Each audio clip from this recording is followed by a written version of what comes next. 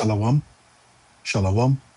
First and foremost, I want to give all praises, honor, and glory to Yahweh Bahasham, Yahweh Shai Bahasham, Vachakwadash, and double honors to the elders and apostles of Great Millstone who rule and teach well. Peace and salutations to the hopeful elect who push this word across the four corners of the earth, and to those who have a sincere heart of repentance, to you all, I say shalom. It's your brother Yadai from the DC Church in Lord's Will. This video will be edifying, short, and straight to the point. And I'm going to entitle this video, The Art of Simplification. And when you look at the word simplification, it just goes to the word to simplify. Now, it was on my spirit to get into this because it's also just the way I've been approaching life more recently and just reflecting on myself and examining. So, Lord's will, this can be edifying to some brothers as well. But when you simplify something, it's the act or the fact of making something simple. I like to say you're breaking it down to its core. And it's when you truly can simplify something, it shows how much you truly understand that something. So it goes to say that it's probably one of the hardest things to do because when you truly understand something, it takes time to actually make sure you're invested, to make sure you're actually comprehending everything that you're reading or what you're watching or what you're listening to, so forth and so on, you know? But once you finally grasp all the details to a point where now you can break it down in your own words, now there's less need to memorize everything verbatim. Why? Because now it's within your heart. It's how you walk, it's how you apply your life. So there's no need to always have to refer to certain things when it's actually within your inward parts. So that's the reason why I want to go into simplification because when you truly understand something, it will show in your actions as well. For example, understanding what the will of the Lord is, understanding, what He's called you to do. Your actions are going to show when you truly actually understand that, what's your conduct, knowing the things to come. I'm talking about nuclear fire coming to destroy this place, knowing the Lord is going to come back for His people, the elect of His people. Are you on the bad end of that or on the good end of that? If you truly understand the prophecies to come, is your actions showing that? And when you use the art of simplification in such categories, is basically just exiting out all the fluff, getting rid of all the fluff, that's stepping in your way of actually doing what's necessary, you know. But do you believe what is coming? All that's going to come down to the fact of how your actions are going to be. But I'm gonna start here in Proverbs 4. I'm gonna read verses 5 down to 7. I'm gonna probably just read 8 too, but it says, "Get wisdom, get understanding, forget it not, neither decline from the words of my mouth." So get wisdom, get understanding, forget it not. This is advice that we need to take heed to. Why is this important? It's one that we always get out, but it's necessary because when it comes to being able to apply those things that you're obtaining, now we're going to really see if you really understand it. Because when all hell breaks loose, these laws, statutes, and commandments, these precepts, I should say, if you're studying, these things will come, flying out of nowhere in your spirit to be able to get you out said situations. But as it reads right here, Isaiah 33 and 6 says, "And wisdom and knowledge should be the stability of thy times." And when you're talking about something being stabilized, it's because you have a strong foundation. So it's not easily going to collapse. You also think about something being rooted in the ground, so it's not easily tipped over when strong winds come to knock it over. Okay. But you only do that when you actually truly read and truly grasp and understand it. Because when you understand it, that's when you can truly apply it. And it says, "In the strength of salvation, the fear of the Lord is his treasure."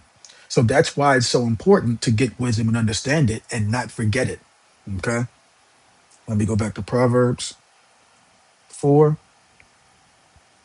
because at the end of the day, no matter the circumstances you go through, you should always be able to apply wisdom. It's what gets you through tough times, but it's only when you truly understand what it is that's going on, then you can apply what's necessary to get you through it. Okay. Now, verse 6 is, "Forsake her not, and she shall preserve thee. Love her, and she shall keep thee." All right. Do not forsake the way that is meant to take care of you. Okay. Because it's only when you don't take heed that you cannot apply wisdom. And then when you can't apply wisdom, now what? Now the winds are going to be able to take you away.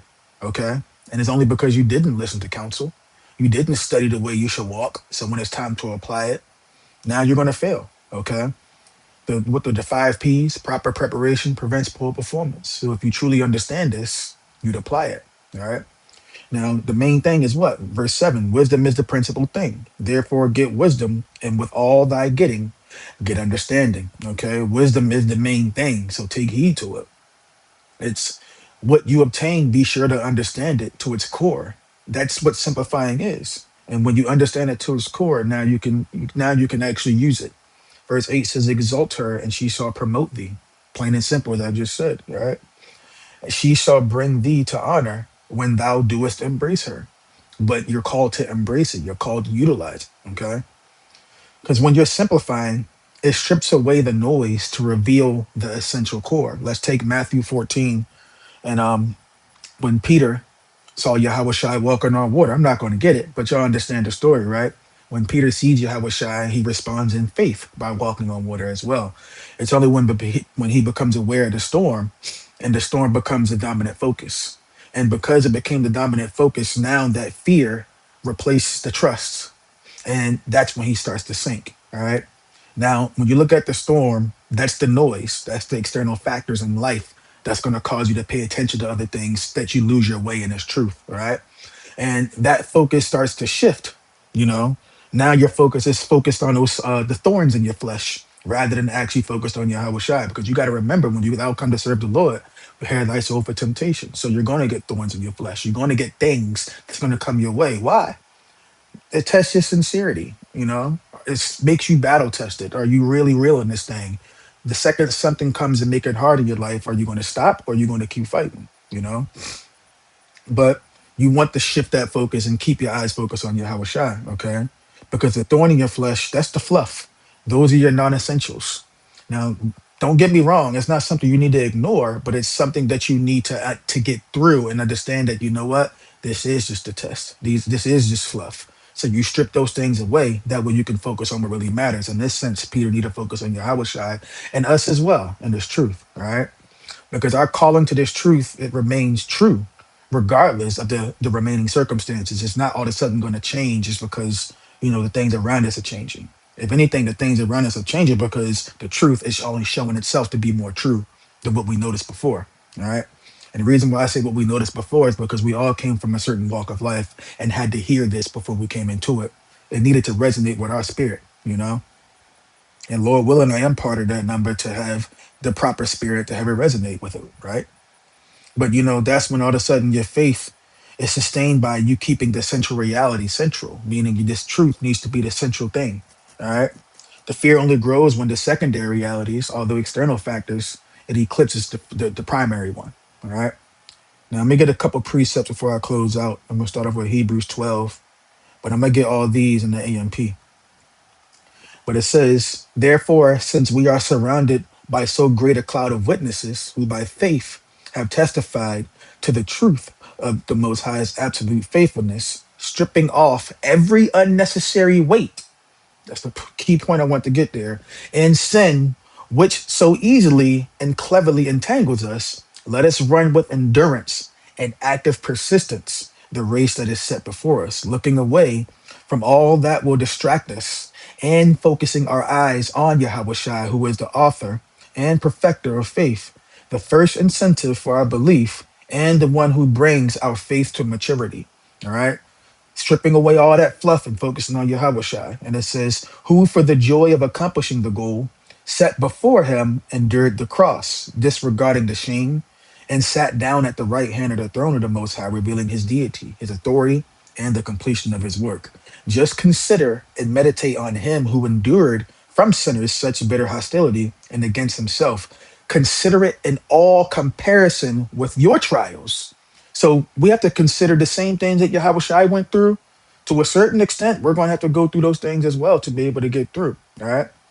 But it also says what? So that you will not grow weary and lose heart. Why? Because he succeeded. If we're one of his, we're going to succeed as well. So even though we see these things happen, and we're not going to grow weary and well doing, just like what I believe is Galatians 6 and 9 talked about it as well. You know, when we keep our focus and we realize that, what, he went through these things as well, that's what's going to keep us going. All right. And then we also get Luke 10. And we get the last four verses. Start from 38. And this is about Martha and Mary. And it's going to the one that's focusing on the distractions and the other that's focused on Yahweh Shai. That's the reason I want to bring this part out. But it says now, this is Luke 10 and 38. And it says, now while they were on their way, Yahweh Shai entered a village called Bethany. And a woman named Martha welcomed him into her home. She had a sister named Mary who seated herself at the Lord's feet, was continually listening to his teaching. All right. So it basically told you what it means to sit herself at the Lord's feet. All right. But Martha was very busy and distracted with all of her serving responsibilities. And she approached him and said, Lord, is it of no concern to you that my sister has left me to do the serving alone? Tell her to help me and to do her part. Now, remember I talked about the fluff? When the act of simplifying is you're not going to worry about those responsibilities over the responsibilities that the Lord has given you. Okay. So verse 41 it says, but the Lord replied to her, Martha, Martha, you are worried and bothered and anxious about so many things, but only one thing is necessary, and this is where our mindset needs to be fixated on as well. For Mary has chosen the good part, that which is to her advantage, which will not be taken away from her. Just like what it talks about in Matthew 6, that where moth and rust doeth corrupt. Well, when we actually, building our things, we're building our things where moth and rust can't corrupt, where it can't be taken away. It's the same thing here, you know? And that's focusing on Yahweh Shai, that's focused on his truth, that's focused on the scriptures, that's meditating on these prophecies. Okay. That's what you're supposed to do when it come down to it. Martha was too caught up in her responsibilities of the world and not in the spirit. Whereas Mary, she kept the main thing, just as we're supposed to act. All right. Now, this is not to say that complications don't exist because they do, you know, but it's not the defining reality. You're not ignoring all the complexities that's going around them. You're just organizing it. Okay. You're organizing it around what's important, meaning you're not focused on those things. You just like for Peter, the essential reality was Yahushai, but it's the noise of the storms that got louder that made him lose his focus and he started to sink. All right. The same thing. We got to keep the truth at the center and allow everything else around it to be understood in relation to the truth. All right. Now, Lord willing, this was edifying and it made sense. Again, I want to give all praises, honor, and glory to Yahweh, Bahasham Yahweh Shai, Bahasham Rachakwadash, and double honors to the elders and apostles of Great Millstone who rule and teach well, and peace and salutations to the hopeful elect who push this word across the four corners of the earth, and to those who have a sincere heart of repentance to you all. Till next one, Shalom.